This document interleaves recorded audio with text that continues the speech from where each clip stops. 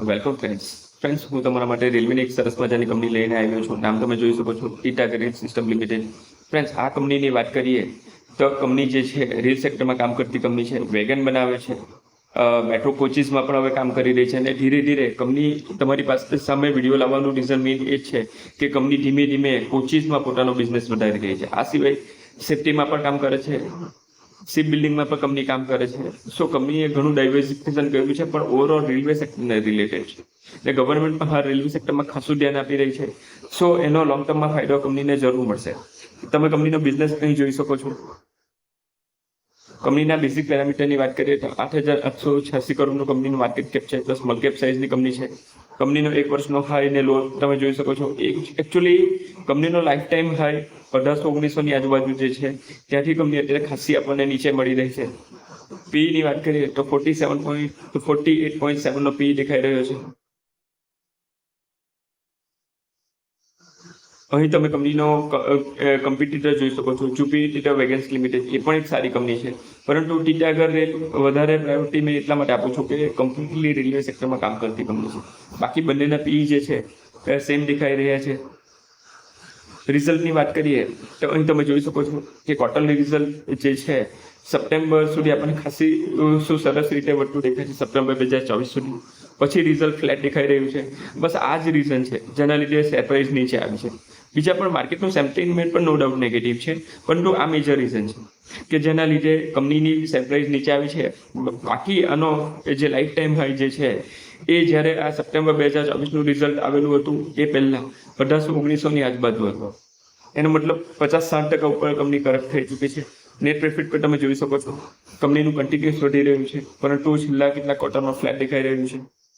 પીએનએલની વાત કરીએ તો અમે અહીં તમે લોંગ ટર્મમાં બિઝનેસ જોઈ શકો છો. એટલે શોર્ટ ટર્મમાં ડાઉનફોલ આવે બિઝનેસમાં એ ટેમ્પરરી વસ્તુ છે.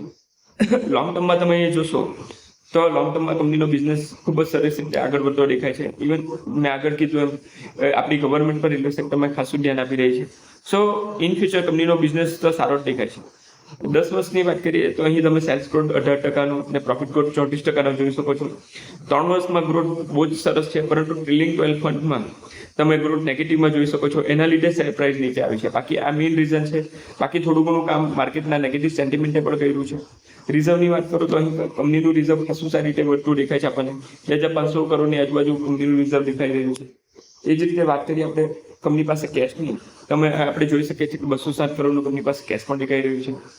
કેશ ફ્લો સ્ટેટમેન્ટની વાત કરીએ તો આ બહુ જ મહત્વનું છે, પરંતુ અહીં મેં કંપનીના કેશ ફ્લો સ્ટેટમેન્ટને એટલું મહત્વ નથી આપતો, કેમ કે એનું રીઝન છે કંપની પાસે કેશ આવવું જરૂરી છે. કેશ ફ્લો સ્ટેટમેન્ટ આપણને શું બતાવે કે કંપનીએ કોઈ માલ વેચી દીધો, તેની પાસે કેશ આવે કે નહીં આવે.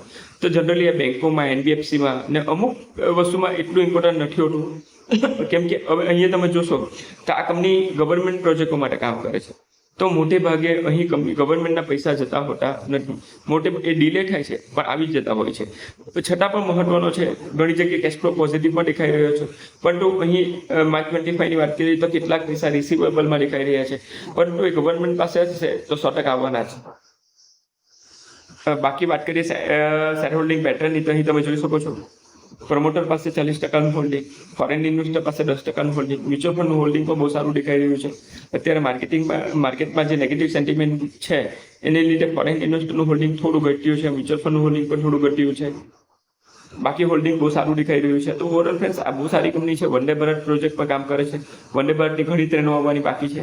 વેલ્યુએશન મારે પણ થોડું ઓવર વેલ્યુ છે, પરંતુ એના લાઈફ ટાઈમ હાઈને પકડીએ અને ફ્યુચરના બિઝનેસ ગ્રોથને પકડીએ તો વેલ્યુએશન રિઝનેબલ છે એમ કહી શકાય. તો તમારે આ શેર પર વોચલિસ્ટ માટે રાખવો જોઈએ, ડેફિનેટલી નજર રાખવી જોઈએ. કંપનીનું મેનેજમેન્ટ પણ સારું છે, બધી વસ્તુ કંપનીમાં સારી છે. બાકી તમે એને તમારી રીતે પણ સ્ટડી કરો, ફાઇનાન્શિયલ એડવાઇઝરની સલાહ લો. મારા અકોર્ડિંગ આ એક સરસ મજાનો સ્ટોક છે. હા, વેલ્યુએશન પર થોડું ધ્યાન રાખો.